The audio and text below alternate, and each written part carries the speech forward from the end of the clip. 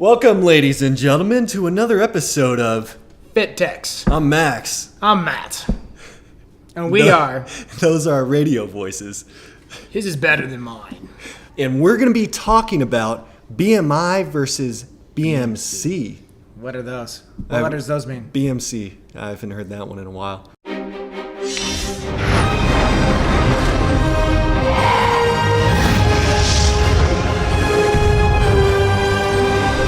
What is the difference between them? Actually, what is it?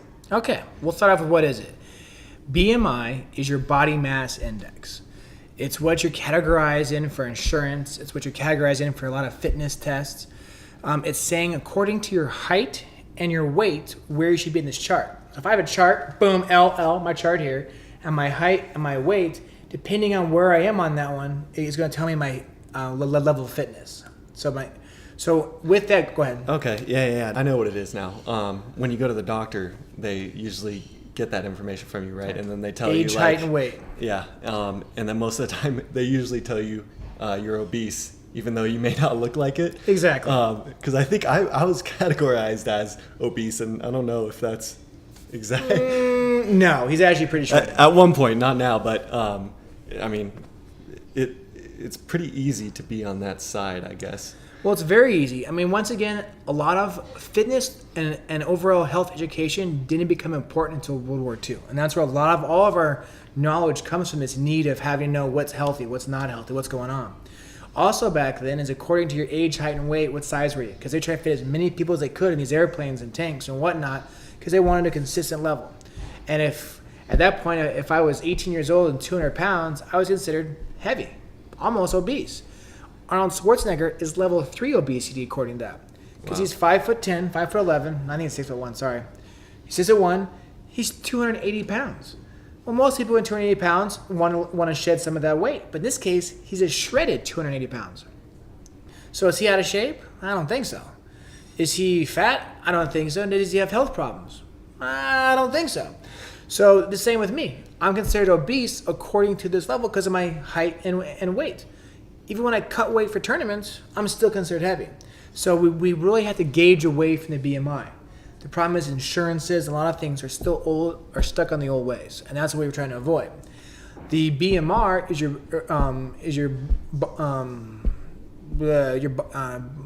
BMR is your I just forgot. It's actually pretty new. BMC is your body mass composition. And we talked about the BMI, body mass index, being height and weight. Well, that doesn't really mean a whole lot because everyone's so different. Well, body mass composition, we're talking about the actual amount of fat weight you have on you, the actual amount of muscle weight on you. So if you're doing a tournament and you need more muscle, I can actually figure that out. And what I do is I find out how much your fat mass. We're going to take your overall weight. So let's say in my case, I'm 210 pounds, right? 210 pounds.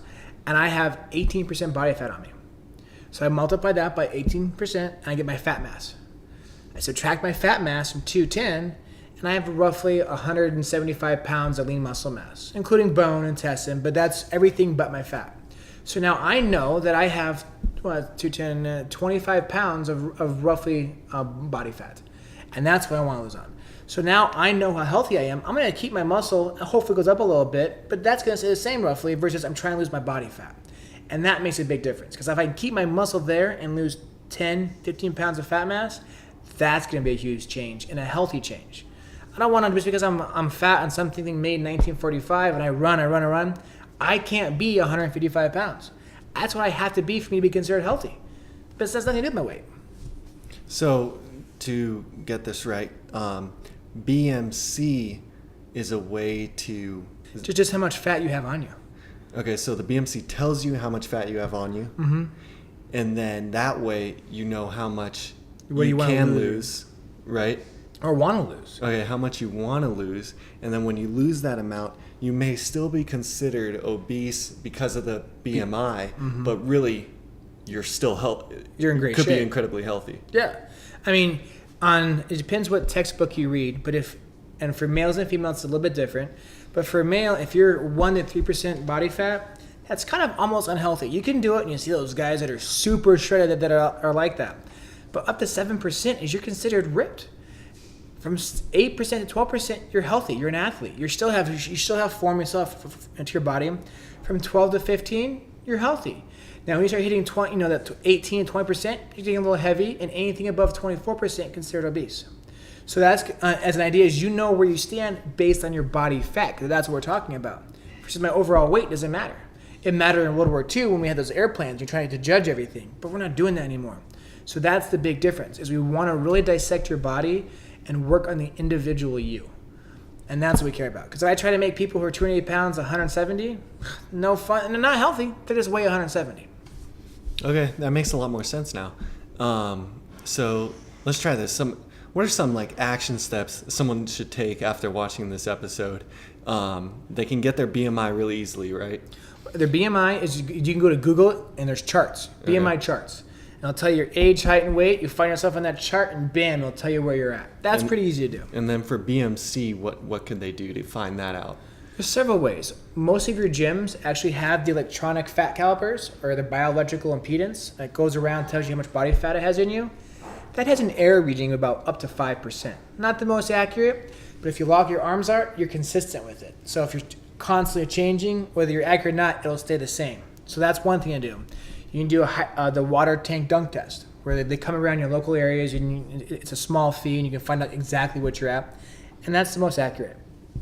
Or a third, and the one I do the most and have done to me the most, is the skin caliper test, where they'll pick 3, 5, or 7 sites in the body, pinch the skin, and measure when you squeeze it, how much fat you have in that. And that's about 3% of an error reading. Much more accurate than the handheld, but a little bit more personal. And if you don't know the person, you may not want to do that. Mm-hmm. Cool. All right, so you get those readings, go to a personal trainer, and do what you want to do with it. And then set your new goals up. Because either A, you're happy, or B, you're not, and how are you going to get happy again? Sounds good to me. Sounds technical. And that's another episode of Fit Techs. Yeah, if you guys are enjoying it, please feel free to subscribe, like, comment on our channel. Ask questions. Please, guys, get involved because it's more fun for us. Definitely. And we'll see you guys around. Good night. Good I morning. maintain that.